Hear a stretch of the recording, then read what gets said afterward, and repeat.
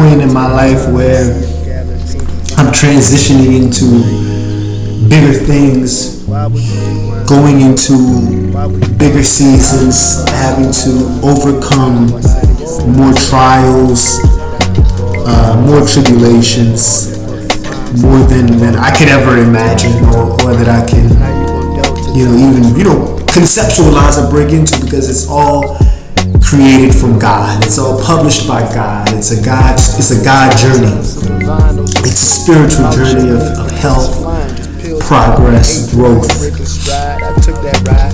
And I'm here to give a new message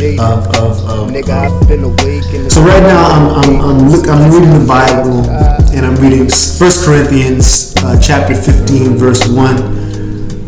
And it says, "Now, brothers and sisters, I want to remind you of the gospel I preached to you, which you have received and on which you have taken your stand." And I'm at a point in my life where I'm transitioning into a new profession, the medical field. So right now I'm learning a lot about the spine. And the spine is something that we all need in our lives. It makes us vertebrae, it makes us human, it makes us face forward. It helps us to create a stance for ourselves. It helps build your leg muscles. You work out your back, you'll have a healthier spine. And there are different parts of the spine. There's the cervical part of the spine, there's the thoracic part of the spine, not mentioning the cavity, the lumbar system, and your sacral. And each and every spinal cord has a spinal nerve, and it has its facets, it has its ligaments, its facet joints. And this is what makes us vertebrae. So recently I've been doing a little bit of a case study on, genetics, epigenetics, and the way that we've developed our spines throughout the years.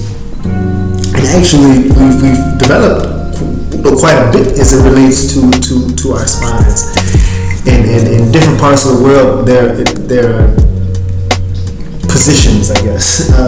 Your posture is really appreciated in a lot of other countries. If you sit up straight and you manage to have a certain posture about yourself. So I always like to keep that in mind in order to for typical human beings and different interactions. If you want to be healthy, you really want to work on your spine. So a typical vertebrae has a body, vertebral body, known as the centrum, which consists of a large anterior middle portion. So anterior meaning your front as opposed to your posterior. And your posterior has a vertebral arch, which is called a neutral arch. And if you keep that arch up, if you keep arching, if you keep slouching, you will eventually have a spinous degeneration. Degenerate, basically, when you're collapsing on yourself. and you're going to eventually hit this thing called the cancellous bone. And the cancellous bone, in turn, is covered by a thin coating of cortical bone, or cortical vertebrae, which is also the compact bone. It's the thing that keeps you from basically collapsing on yourself whenever you sit down. And whenever you sit down and you're slouching, you're basically diminishing or breaking this thin coating down between your cancellous bone and your cortical bone. And that creates an impact or a compact, which creates a hard, dense type of tissue. When the tissue breaks down, the less that your vertebrae can arch upon standing up, and your processes have thinner coverings of the cortical bone. Basically what I'm saying is, do not slouch.